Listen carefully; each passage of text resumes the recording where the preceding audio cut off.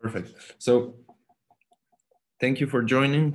As I said, my name is John. I am part of Antea Africa, a company based in Nairobi.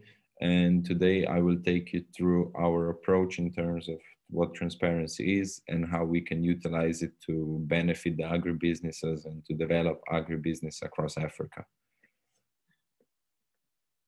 So we are a company with over 15 years of experience in the field. We work a lot for the World Bank. We work a lot for IFC and GIZ, mostly working in East Africa, but now looking also into Central and Western Africa. Our mission is to empower the agribusinesses and to really achieve the improvement in the market position they have, both on the local, regional, and international markets, in order to improve their business performance as well as the impacts that they have on the smallholder farmers they work with and on the community around them. So today there are four key topics that I want to take you through. The first one being transparency in general, what it is and why is it important. Second, how do we achieve transparency? Third, what are sort of the opportunities for agribusinesses that are able to implement transparency within their practices? And lastly, I will also demonstrate an example of a digital transparency solution, just so that you can get the idea on how to actually achieve it in practice and what does it look like. Okay, so first of all, what is it and why is it important? Currently, it is one of the top trends from last year in terms of market access. And it has been a transformation, where it's not only about quality and price for the products that we engage, but it comes also into the transparency about the ethics of the business, the environmental aspect in terms of sustainability. So how is the product farmed? How is it produced? And the health aspect of the product for the consumers. And all of these are sort of the new elements that are ranking the companies according to their competitive advantages that they have once they enter the market. But what is it in more rough terms, in more overall terms? It's really a new business values that are being developed in the market. So really the values of trust, that I'm able to showcase, that I'm willing to trust the companies that are able to showcase to me how they do their business, not hide it, that it's of the trend of sustainability and of long-term vision and long-term objective of the business being beyond just maybe a year or so, but that we really have an outlook. So what will my business look like in 5-10 years time?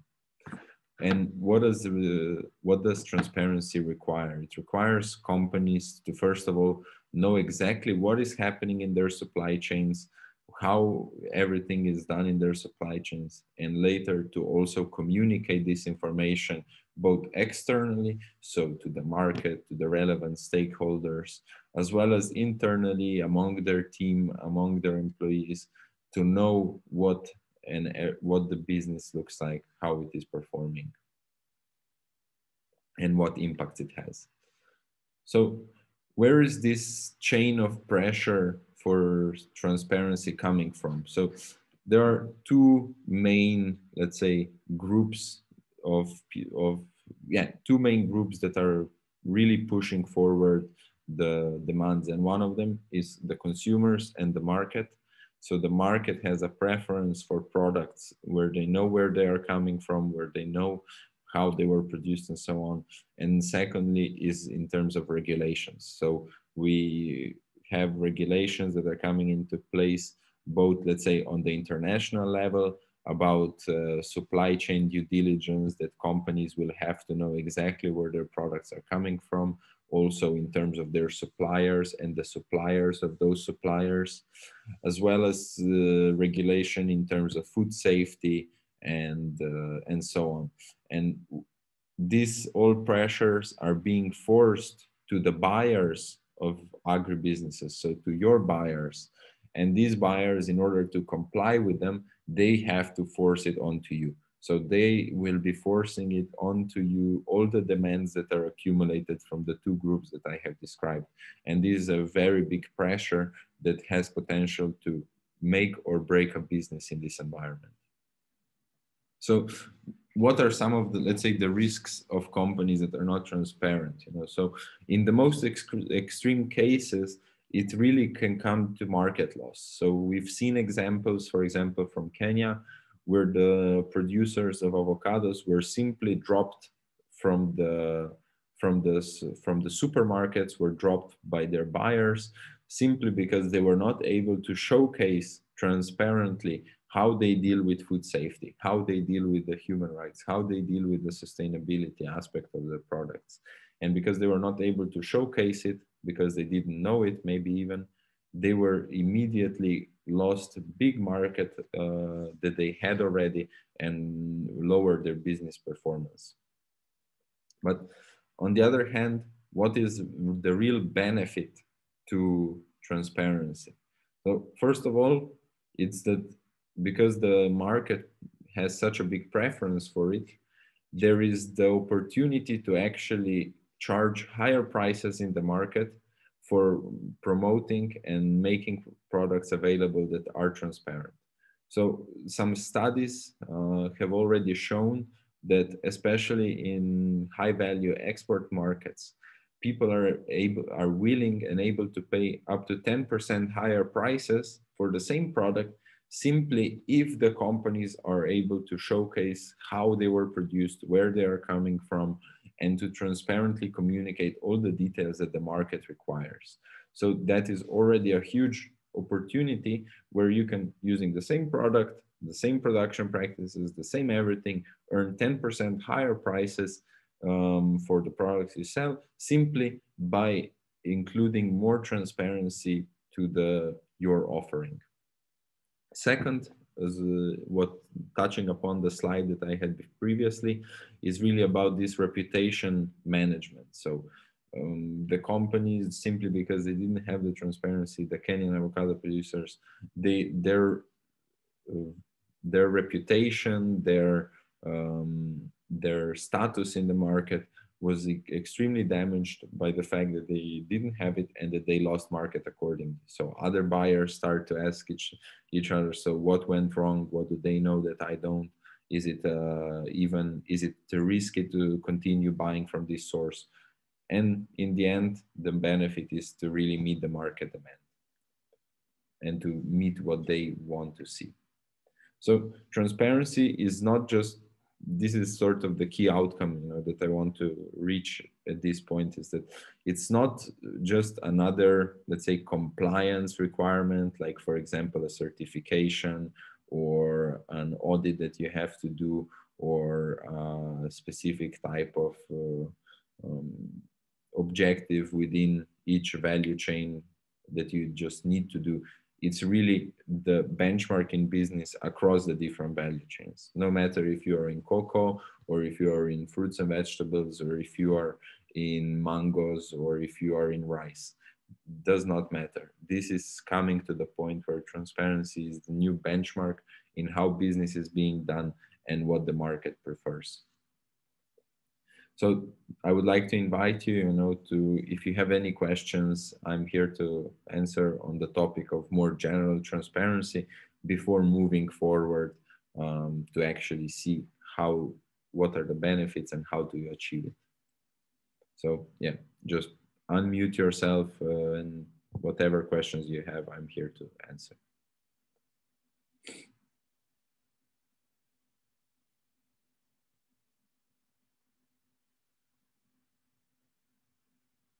Okay, so if there is no other question, I would suggest that we move forward, and there will be more opportunities later on to ask any questions that you might come up in the meantime.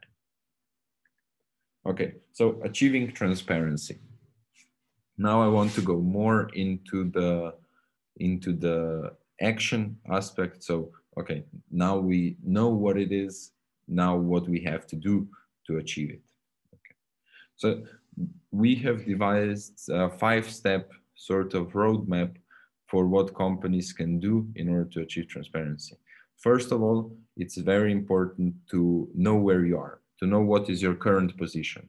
So to conduct sort of a stress test to see where you are at the moment, how much you know about your supply chain, how much are you already communicating, and where is the gap between that, the current state, and the optimal, and sort of the goal that you need to have. And once you have this, it's really important for companies to set goals in terms of what they want to achieve, because this is a process. This is not something that you can do within an hour or so. It's a process, and it's important that the company approaches it as such. So once you have the goals, it's really important to go and visualize the supply chain, then to collect the right information about the supply chain and to document it, to address the issues that you have identified, and to then share this information.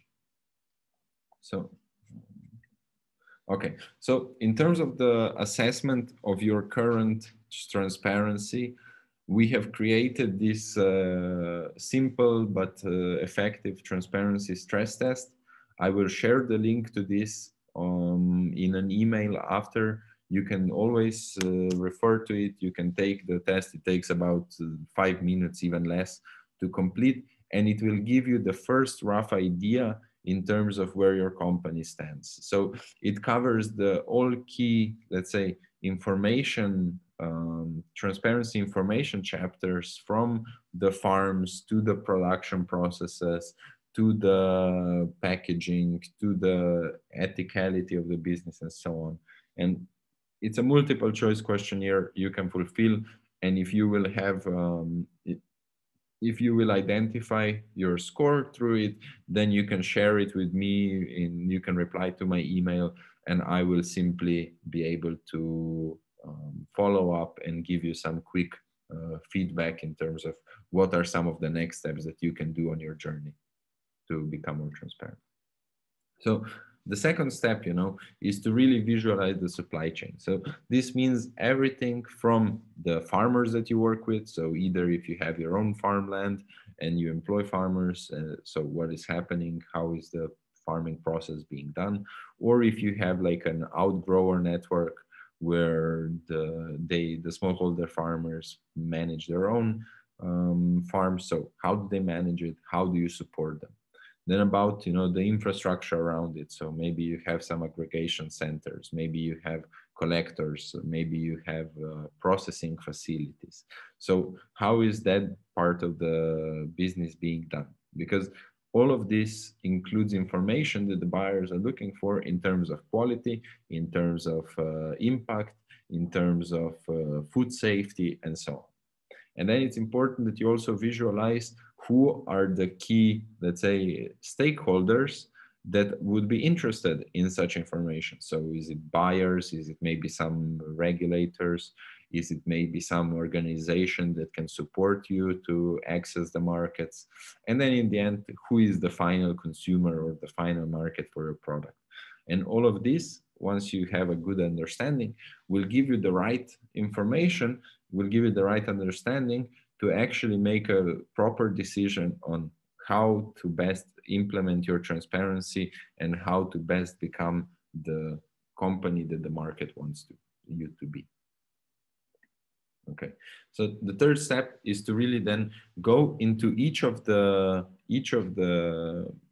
elements that you have visualized and to collect the right information and to document it. So here it is very important, that not only do you know it in your head, but that you can write it down, that you have it documented, that you have all of this information ready for sharing. So once you have this information from all the elements in the supply chain, you will also be able to identify opportunities for improvement. So you will find maybe some issues that you need to resolve, and maybe you will find some strong points. But it's really important that the issues that you identify are not hidden, but that they are revealed and that you can take action in order to fix them.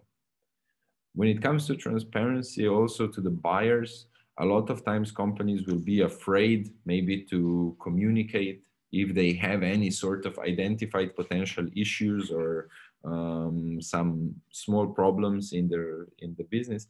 But it's important that you not only hide it, but that you openly communicate, okay, these are some of the things that we are working on, and here is our plan on how we will reach it.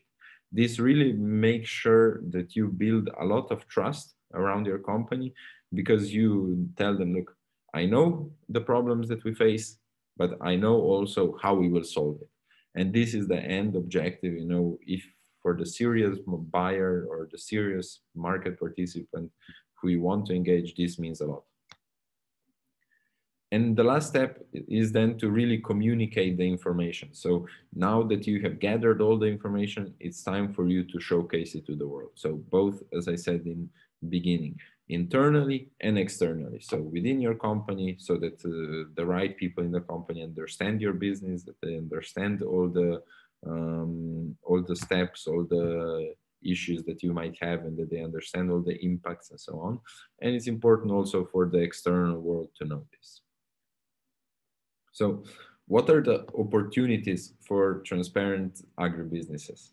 So, first of all, what I said is that trustworthiness. So, as soon as you become more transparent in terms of how you do your business, how you do the production, and so on, you're able to build additional trust in the market. And this is something where new trade relationships or brand loyalty can be developed, because this trust will provide additional incentive for the buyers to work with you, to support your organization, to support your company, and to enjoy your product in the end. It also provides you the opportunity, to take the leadership role, not to be just another element in the supply chain, but it allows you to take the role of saying, okay, this is who we are. These are the things that we are working on improving. This is how we do our business, and let's look at the opportunities for collaboration rather than being under pressure and under influence of external of other actors in the value chain. Really take the power in your hands. And it also, when you identify when you do the exercise of documenting and exploring your supply chain, you find the opportunities for improvement. And when you find opportunities for improvement, your business can improve. If you don't know the areas that you can improve, nothing will change in the future and your business will not progress.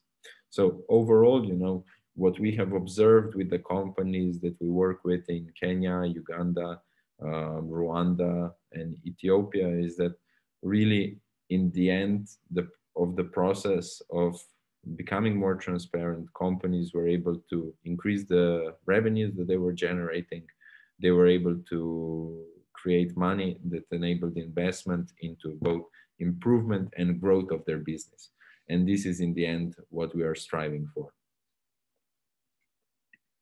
So now, again, I invite you all, if you have any questions in terms of achieving transparency, maybe Daniel, Richard, if you have any question for me that I can maybe clear things out. Okay. Hi, John. Yes. Yeah, to draw your attention, I call those who sign in. Mm-hmm. And they are saying they have difficulty signing in with their laptops. I tried, and the same thing is happening to me, even though I try with my phone. It sends me to tickets. I open tickets. I cannot open to the online program. So I want to draw your attention. Can you, is it possible that you tell them to use the link that I sent in the email? Okay. I shared the link in the email in the morning. Okay. So when I open my link, it sends me to your page and asks me to log in, like what you sent me. Okay. So Let me share the link here in the chat that you can share with others. Okay.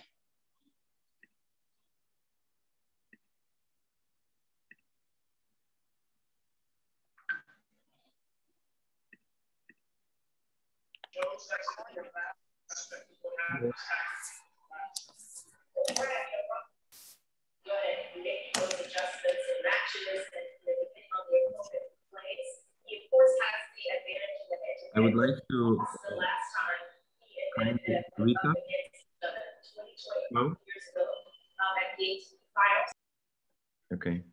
So, is there any question at this point, or should we proceed? Okay. So, hello. Yes. Yeah. So, John, in terms of benefits, you know, in Ghana, they put ban, the European Union put ban on our exportation of vegetables. Yes. How is transparency going to help us to solve this problem in part? So let's say the ban that occurred, it is probably stemming from some sort of problems that occurred with some products. So maybe there were some there was like non-compliance with the standards that the products had when they entered the European market. And this all leads to lowering of trust and reputational damages. And if we are able to present to whoever is, let's say, in the regulating the market, or whoever is having some sort of say in what comes in and what doesn't, that, okay, look, we know that there are companies that maybe have some difficulties, but here are us as, let's say, companies that are doing production, that are doing good business. Here is how we are dealing with it. So to really build back the trust by offering insight and offering information about the exact practices that you have that are good for the environment, that are good on food safety, that are good business practices, and to really build back the trust in order to gain access to the markets again. Okay. Okay. Then apart from that, hello. Yeah, go ahead, please. So what is the relationship between transparency and food safety? Like, is it directly related or inversely? Yeah. So here I would say that, as with any other element, in this sort of transparency topic, food safety is one of those things where you need to first know how you are dealing with it, and then you need to communicate it. And I wouldn't limit transparency only to food safety or to any other category like this. I would like to highlight the fact that transparency is more of an approach and more of a, let's say, a method for you to approach the communication around your business. So it's more about saying, okay, what am I doing on food safety? What practices do I have? Documenting those practices and communicating those practices. So these are the three, let's say, the three steps that I would write for any topic. Is it food safety? Is it traceability? Is it ethicality, sustainability? Whatever topic there is always these three elements. There is the first, get to know, to document, and to communicate. And here is where this is the relationship then between the food safety and transparency. Okay, thank you. Okay, Richard, I see that you have your hand up. Go ahead. Hello, John. Yes. From the explanation you've given, tend not to think that transparency is more or less like a standard. Yes. Though in your submissions, you categorically stated that it isn't a standard, but I see it as in future becoming a standard because in Africa, implementing currency, models, we all know how Africans, actually do our businesses. Issues of transparency is a big challenge. So if you are implementing a transparency model and it doesn't come as a standard or a means of compliance where organizations will be could be critiqued or judged. I'm thinking of how its transparency will be implemented if it doesn't become something like a standard. I'm sure you are getting my argument. Hello, John. I understand your question. Perfect. So the distinction I want to make is transparency isn't a standard. Is that yes or no?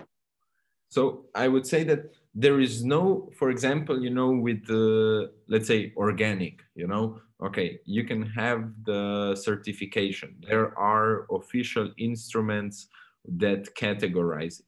With transparency, that is not the case. So transparency is, let's say, a voluntary standard, but it is becoming very important in the market. So that's why I said that it's not like a certification or something that you have to get, like an export license or something like that. It's more of a business practice that is becoming a standard, that is becoming sort of a voluntary standard that companies will have to implement. And the difficulty here, of course, is that, a lot of companies are only looking at the legal requirements. So what do they legally have to do, or like what are some of the regulatory standards they need to achieve, official standards they need to achieve. And this transparency is still a bit in between. It's not a official standard, but it's like sort of the unspoken, unwritten rule that is developing. So yeah, I understand the challenge here. And for us, the most important is to really raise awareness about it and to make sure that companies understand the importance of it, because they will not hear it from somebody who will give them an overview of all the mandatory requirements they have to achieve. Okay. Well, I understand. And then secondly, for instance, if a company wants to implement do a transparency test. Yes. What is the approach? Does the company has to, is it internal or staff that should have to do it, or it has to consult, the organization for that assessment to be done? No, so the transparency test that I will share with you afterwards, it's a self-assessment. So you are able to fulfill it by yourself and you don't need anyone else to consult. However, okay, if you will identify, the score that you will get in the end, then you can reach out to me and I will give you some feedback on it right away. So there is no need for any external organization to do the assessment. Okay. Okay. All right. That's good. Thank you. Definitely. Hello, John. Yes. So, in Ghana, this thing is a very serious issue for us because many people are eating chemicals. Like somebody can spray the vegetables and harvest the next day instead of 2 weeks. So I'm asking, if it is self-assessment, if I lie, how can the Fita app detect that I'm lying? And how can the consumer know? Okay, so there is that we believe, that when you become transparent, when you put out some sort of truth, it's you set the standard to which you then have to abide. And the market forces and the market, if it identifies, that what you are saying is not correct, you will immediately lose all the credibility. So the market itself will identify, what is the actually a good company, a good product to buy, and what is not a great one. It is impossible to verify in a cost efficient way every single company. So why not let the market do the job instead of us? Why not make transparency affordable to everyone and let the market come out with a conclusion who is, let's say, a liar, who is not posting the right information and losing all the credibility they have in the market, and who is actually a trustworthy producer in the end.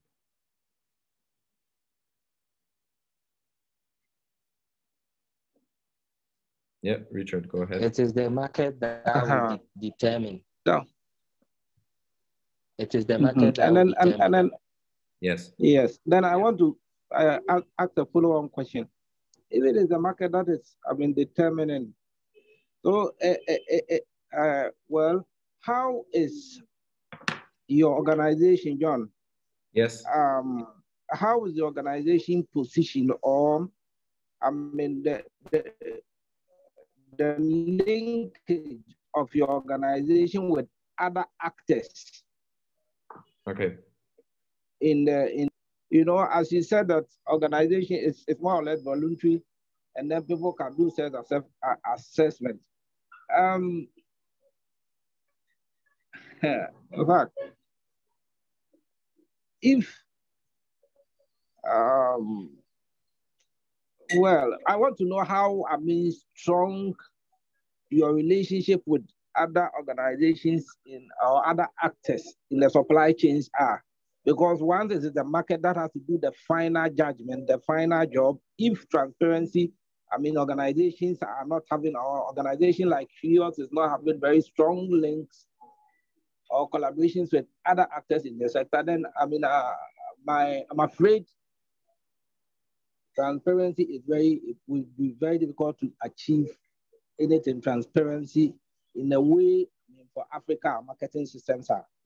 Okay, so for example, in regions where we work the most, we are then closely connected to the, let's say, in Kenya, it's KEBS, so the Kenyan Authority for Standards, or in Uganda, it's UNBS, so we collaborate with them to verify, that the companies that we work with comply with the national food safety standards, or that they comply with all of these mandatory requirements. So these are the main connections that we do. Okay. As part of this transparency is also, communication of the standards that you achieve. So if you achieve the local quality standard, like the Q mark, for example, in Uganda, or I don't know exactly what it is in Ghana, but I believe that there is for sure some, let's say, the national quality standards. So we would collaborate with organizations like this to verify the claims of the companies on what they are providing. Okay. All right. Thank you. Yeah. Okay. So if there is, okay. Yeah, Daniel, go ahead. Okay, so John, so if you find out that maybe what one organization said about their transparency was a lie, what will happen to them? So we will work with them to identify the information that is truthful. So we will either work with them on this, or if we identify and the company is still claiming not the truth, we will simply stop providing our service to them, because we really believe that we need to support the companies that are doing good, the companies that deserve to have success in the market, So we will simply not work with the companies that are not going along our principles and the values that we believe in.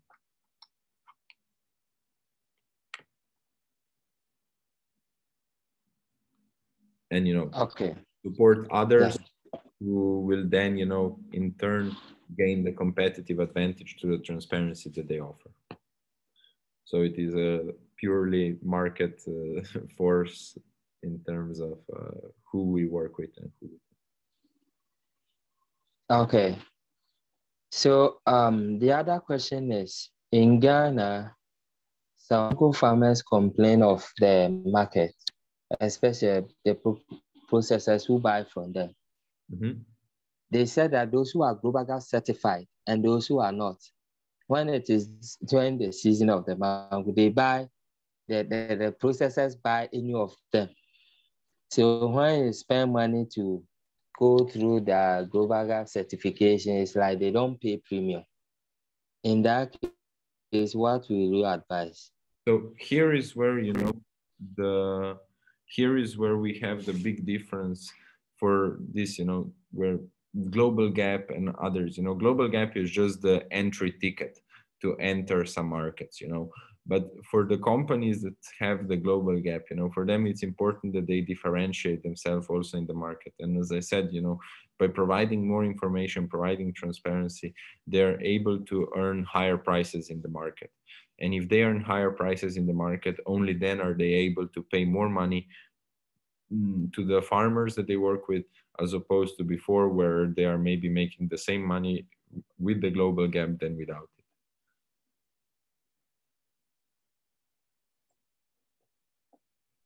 Okay, thank you. Okay, so in the interest of time, I would suggest that we move forward. I would like to now show you, how these digital transparency solutions work, and then we will have time for another short Q&A in the end. Okay. Okay, so Fita App is a digital solution that we are promoting in East Africa that has so far helped a number of companies, and that we would like to explore the opportunity of how it can also do the same for the organizations in Ghana with Daniel. So what is it? It's a tool, to empower the agribusinesses to share the product story and to really prepare the right information so that they can improve their market position. How does it work? First of all, it guides companies to prepare the right set of information. So information about the geographical origins, so on the farm level, information about the certificates that they have and the standards that they obey. About the production processes, so from the farming process to the storage to the processing, as well as then, on the social responsibility and environmental sustainability.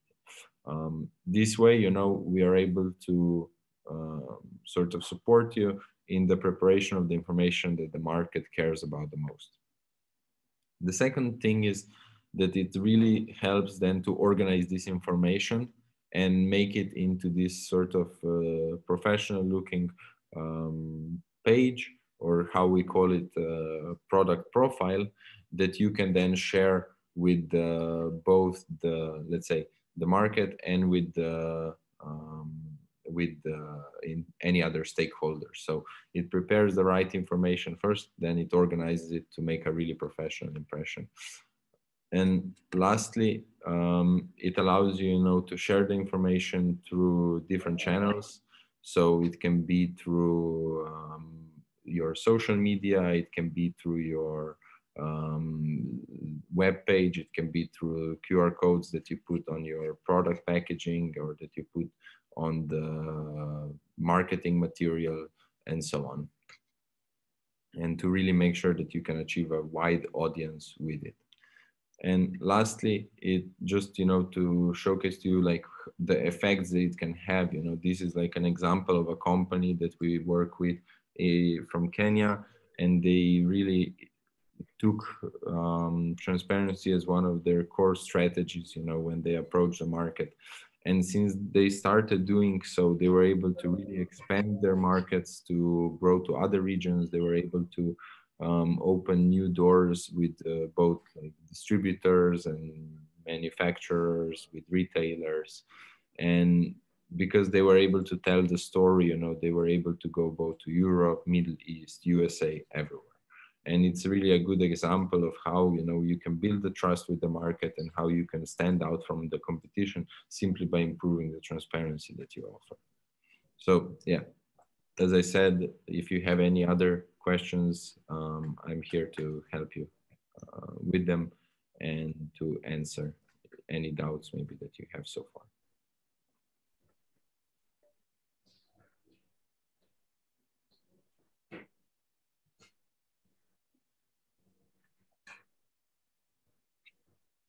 I will also, yeah, go ahead, Daniel. Yeah, so the app, if you want to install the app, assuming one wants to install, how much does it take to install? Okay, so what I suggest is that, you know, with the in terms of time, it really depends on how much you have ready. You know, so with the stress test that I will share, you will reach the sort of the understanding of how far you still are in terms of finding the right information and so on. It takes then it usually takes about 1 to 2 weeks in terms of implementation, so that you can really prepare the right product story, that you can include all the information, and to really make sure that you have the proper transparent product profile. Yeah. Okay. I will also share with you in the follow-up email, I will share with you the link to the website where you can learn more about it.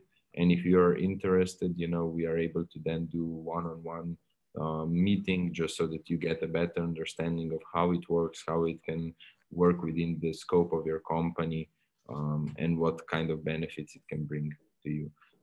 So yeah, we are open to have then individual meetings with anyone who is interested.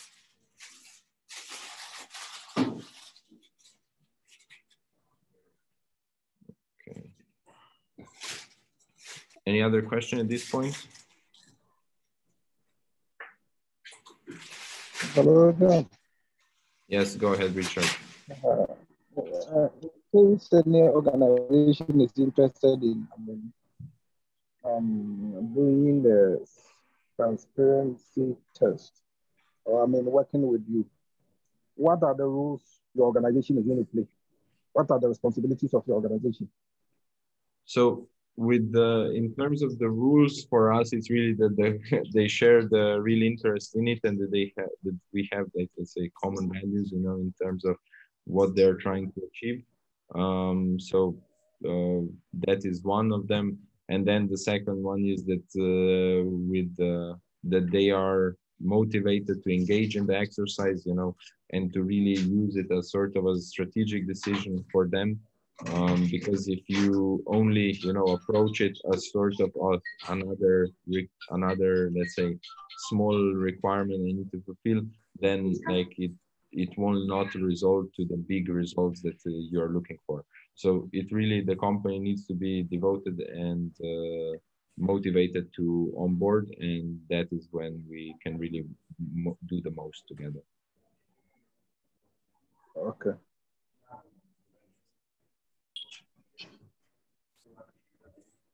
Okay. Okay. Any other questions so far? Otherwise, you know, you can also reach me out via the email that I will send with any future questions that you might have.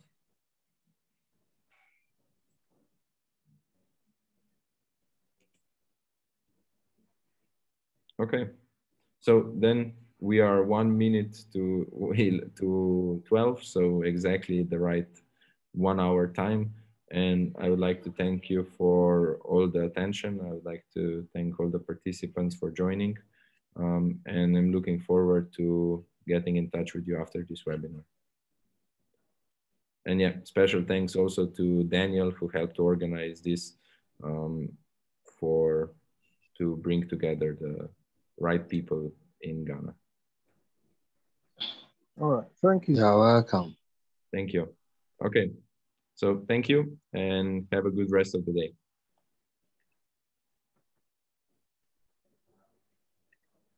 Thank you.